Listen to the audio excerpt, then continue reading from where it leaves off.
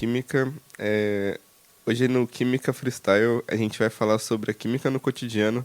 Eu tô aqui com dois entrevistados, o Leonardo e a Suzana, e eles são especialistas em produtos químicos e estão aqui para conversar um pouquinho com a gente hoje sobre esses produtos químicos e a química em geral no dia a dia, no nosso cotidiano. É um prazer ter vocês dois aqui comigo hoje. Eu gostaria de passar a palavra para vocês agora, para vocês se apresentarem e falarem um pouquinho já também sobre o que vocês estudam e se quiserem já falar sobre a química no cotidiano. Bom, meu nome é Suzana, né? Eu sou formada em Química, eu tenho especialização na parte de fermentação e processos aeróbicos, anaeróbicos. E, bom, eu trabalho numa empresa, na mesma empresa que o Leonardo, de produtos de limpeza, produtos químicos em geral. Você, Léo? Bom dia, Guilherme. Bom dia para quem está assistindo.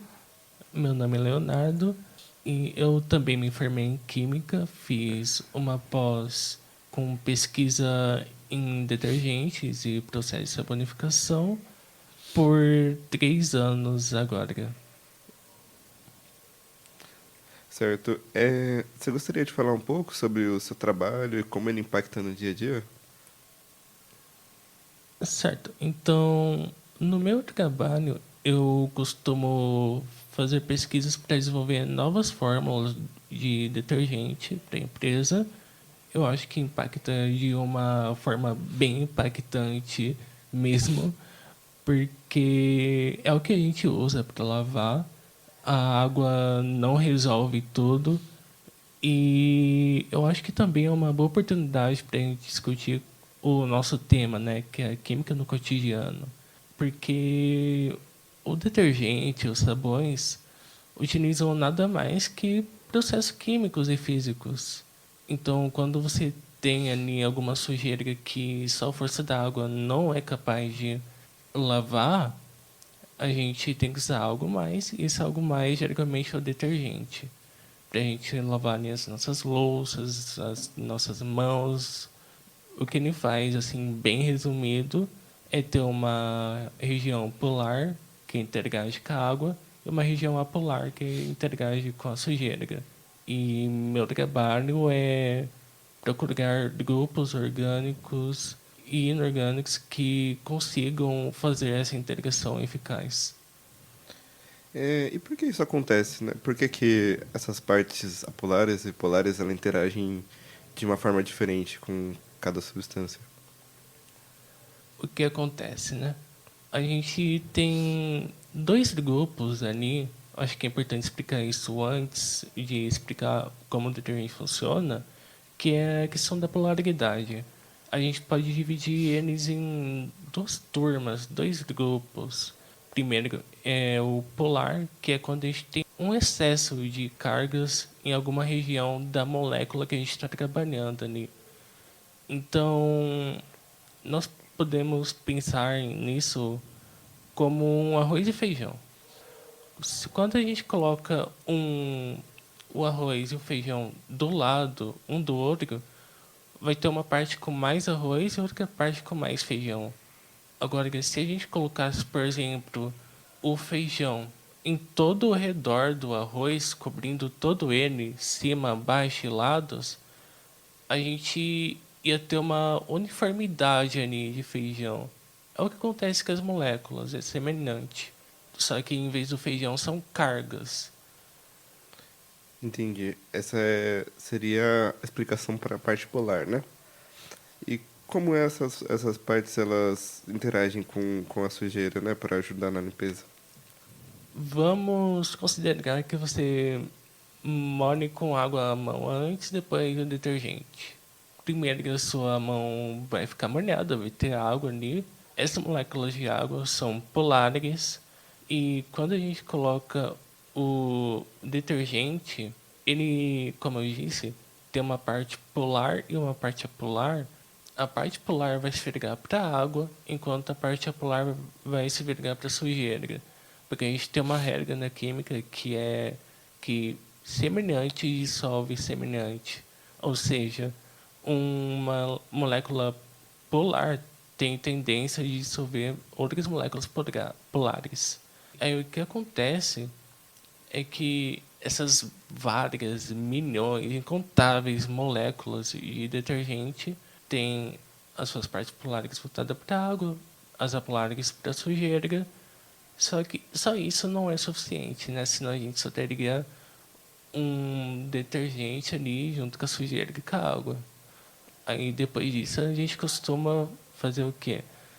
Jogar mais água, porque a água vai empurrar o detergente, já que ela polar, ela vai interagir com a parte polar do detergente também e vai empurrar ele para fora da nossa mão, enquanto o detergente vai puxar a sujeira junto com ele.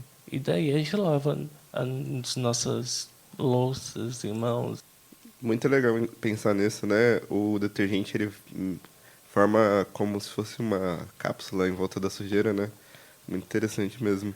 E, e você, Suzana?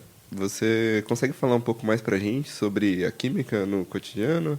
Sim, sim. Tenho, inclusive no fermento químico, por exemplo, né, que a gente usa para fazer bolos, receitas, essas coisas. Ele é meio que a gente pode pegar como uma interdisciplinaridade que tem a ver com a parte biológica também. Mas de forma geral, ele é o fermento, né? O nome dele é mais cientificamente, digamos assim, é bicarbonato de sódio, que ele acaba produzindo o gás carbônico, que seria o dióxido de carbono, que é o mesmo gás que a gente expira dentro do bolo, no processo, quando for fazendo, ele acaba empurrando o bolo para cima. E é isso que faz ele ficar fofinho e com ar.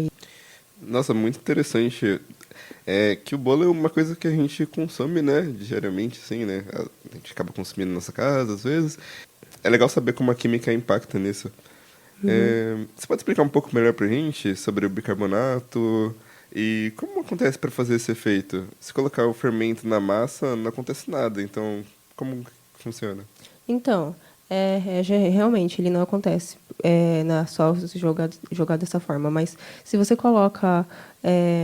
ele precisa de uma reação para acontecer, né? Então, ele precisa colocar no forno, no caso. Porque aí precisa de alguma coisa de fora para ele poder reagir, para acontecer a reação e ele começar a formar, nesse caso, o gás carbônico, né? Porque por causa de um efeito que chama energia de ativação, que é o que elas precisam para o que elas precisam para poder acontecer a reação, que seria um pouco da energia. Então, o calor do forno, pode-se dizer que é a energia que precisava para ativar esse fenômeno. Isso, até porque o calor é um tipo de energia. E aí, com o fermento, ele só funciona depois que você cozinha. Então, por isso que se você só joga, que nem você citou, o fermento lá, não acontece nada, porque não tem energia. Muito interessante. Isso aqui é tipo como se você desse a primeira faísca para o fogão acender. Mais ou menos isso? Sim, isso, exatamente. Até porque a primeira faísca do forno é uma quantidade muito pequena de energia que precisa acontecer para começar a reação de combustão. Porque sem ela, o gás não pega fogo e aí dá bem errado também. Só que tem bastante química, então, no dia a dia, para limpar, como o Leonardo falou, para cozinhar, como você acabou de dizer. E tem alguma outra área, alguma outra coisa que a gente consome diariamente que a química também está presente? Sim, que é uma coisa que a gente consegue pensar bem mais diretamente, né? Relacionar bem mais, né?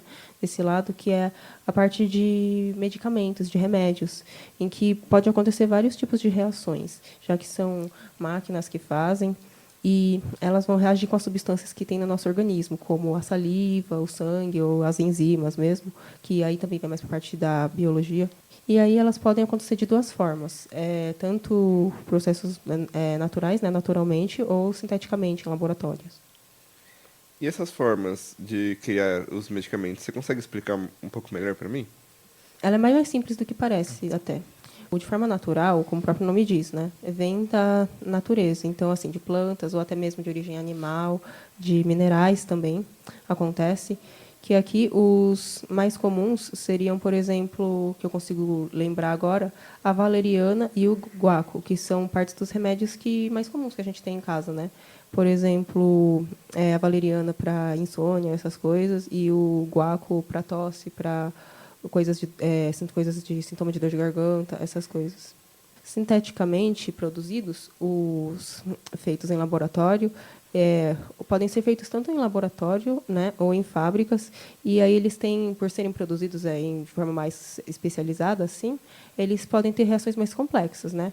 E aí eles têm, algumas das reações que eles podem ter são catálises, reações líquido-líquido, ou reações com gases, em que o líquido-líquido poderia formar um composto que ele forma na química a gente chama de precipitação, em que ele forma um composto assim um pouquinho mais sólido e fica no fundo do recipiente. E aí um ponto interessante disso também pode ser usado também para a sua produção. Hoje em dia, né, a gente tem a biotecnologia, que embora ela precise de mais dinheiro e de mais logística, de um pouco mais de trabalho para produzir, ele é mais fácil e é mais direto para ser formado, porque aí você pode manipular a célula, as propriedades que ela tem do jeito que você quer, e aí pode tirar dela o que você precisa, por exemplo, algum óleo, alguma coisa que precisa no medicamento. Muito interessante, muito interessante. E os remédios têm alguma outro processo que apareça bastante a química, assim, na parte de medicamentos? Sim, inclusive a gente pode citar a preparação de chás e ervas medicinais, por exemplo, que seriam mais para os remédios que são assim com mais produtos naturais, assim, são mais produzidos direto assim, da natureza, que seriam chamados fitoterápicos, né? Que aqui a gente pode citar a infusão e a decocção para preparar eles. O primeiro é a infusão. A gente usa a folha, galho ou planta, coloca na água quente ou na água fria e deixa um tempinho. Que é geralmente como a gente faz o chá, né? E aí o segundo seria colocar na água quente e esquentar um tempinho. Por exemplo, no chá, quando a gente toma, a infusão seria colocar o ingrediente na água que já estava fervida antes, enquanto a decocção é quando a gente coloca o ingrediente na água e aí ela vai esquentando depois só. Entendi. Então, hoje foi isso, né? Muito obrigado pelos convidados, por trazer esse tema tão importante e tão interessante para a gente poder discutir aqui. E a gente vai ter outros episódios do Química Freestyle que vão falar sobre outros assuntos com outros convidados. Queria agradecer a todo mundo que assistiu, todo mundo que ouviu até agora. Muito obrigado também aos convidados. Até a próxima. Muito obrigada pelo convite. Foi um prazer. Muito obrigado pelo convite.